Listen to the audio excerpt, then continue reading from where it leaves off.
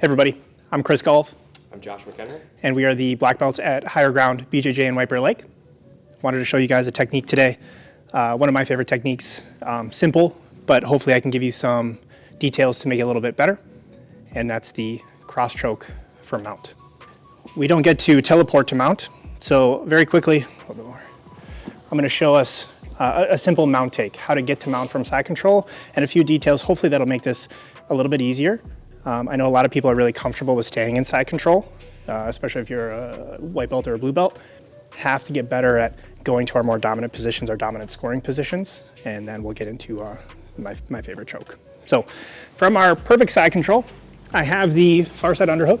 I have the passive directional shoulder pressure, chest to chest pinning, and I have the near side arm isolation. So from here, we all know at this point, I shouldn't just be stepping over Josh's legs. I'm gonna get stuck in half guard, right? But from this really strong side control position, it's not necessarily the most advantageous for me to get to mount. I'm not super flexible. Slicing my knee across the hip line here is kind of tough. I have to relieve a lot of pressure. You see my chest coming up to do that. And even though I have the underhook, his hand can still reach my knee and push. So again, I'm only relieving more pressure to try to deal with that. So what we're gonna do here is we call it activating the underhook. I'm gonna not only slide my arm higher into this quadrant here, but I'm also gonna shift my body up. And that's gonna do a couple things. So I activate the underhook and shift my body up. You can see I still have great pressure. I'm still controlling the head, I'm still pinning. His hand no longer can reach my knee, and I've opened up space for my knee, even if you're not the most flexible, to slice across the hip line, okay? So from that perfect side control, activate the underhook. And sometimes that happens very quickly, or sometimes I have to do the finger walk to get it a little higher and then move my body. From here now, the knee can come up easily. I can slice across, reverse windshield wiper, and get to mount. So now that I'm in mount, let's shift this way. Looking at our cross choke position. Again, my feet should be inside of my knees, my hips, dead weight on his hips. Looking for that first collar grip. So even if his hands are blocking here a little bit, I'm gonna get my thumb in. And one thing, even before I go to look for that grip, sometimes I need to prep the collar. Sometimes his gi is really tucked in and I'm sitting on it, so it's very tight. There's a lot of tension here. I'm not gonna get this very deep. So oftentimes I'll momentarily lift my weight up and pull the collar out. And you can see all that space that I just got now. So if I need to do that to the other side too, I can briefly do that. Easy way now to create a lot of room to get that first grip in. First thing I'm gonna think about here is I'm gonna go thumb in for my first grip. And why do we do that? Palm up makes a lot of sense. It feels like you can pull. I struggle to get this very, very deep in mount, to get my forefingers as deep as I would like. And then what it's doing now in this top position, we have a supinated or palm up grip and this external rotation of my shoulder. It's difficult for me to be over here and easy for him to collapse this arm. If he puts two hands on it, it collapses very, very easy. I'm now susceptible to get reversed. So instead, we flip it over when I'm in mount. The thumb can go deeper and it's much more difficult for him to collapse this arm. I can put weight, I'm just making a fist here and getting my body, you can see my body already shifting over to this side of his center line. This is probably the most susceptible time that you're gonna get reversed, or the most often that I see people getting reversed, is that initial grip, they're too squared up and they're getting reversed. So I've prepped the collar and opened it up.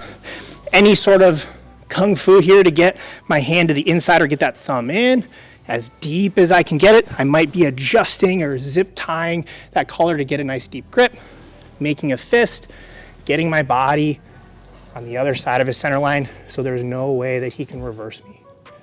Here comes the big detail for this position. Hopefully this will change your cross choke here a little bit. And that's to get my elbow to his sternum here, like I'm doing a reverse curl. My elbow should be poking his sternum right at the center line. I'm not trying to go across his face. I'm going down the middle of the center line, and you can see I'm controlling his shoulder blades slightly come off the ground. So it's very uncomfortable, and it ensures that that choking arm will be low enough to be on the neck. It won't be up on his face. Very, very uncomfortable. So after I've gotten my position here, I'm gonna get that elbow to sternum position. I'm gonna release that for now, but once I have that engaged, I'm not gonna let go. My other hand now, this is the second most likely time that you're gonna get reversed. People get excited, they have that first choke in, they come over and they bring the other arm over to get a grip. He has both of my arms, I'm too high, I get reversed.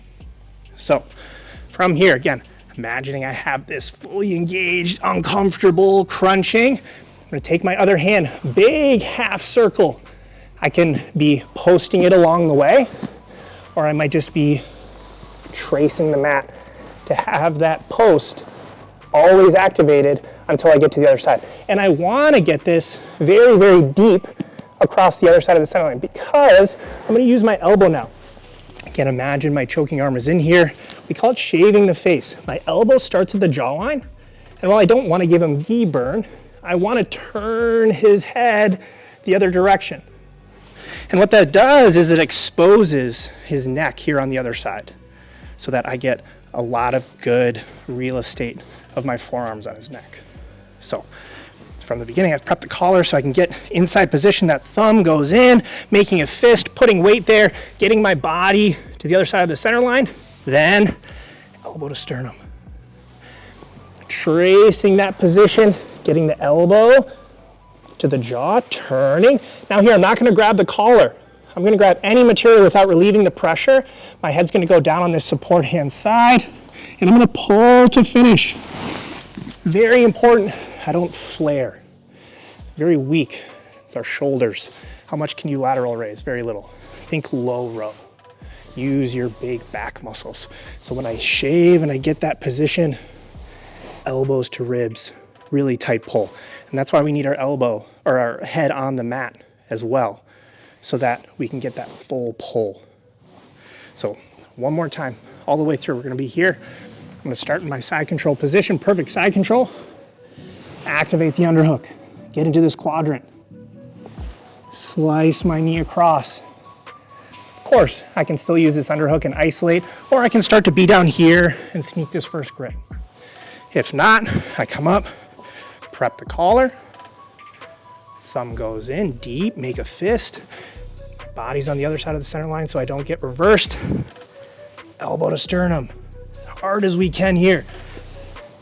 Come across, elbow exposes the neck by shaving the face. I grab material, head to the mat, low row finish, and I find my tap. Give that a try, everybody. Let me know what you think.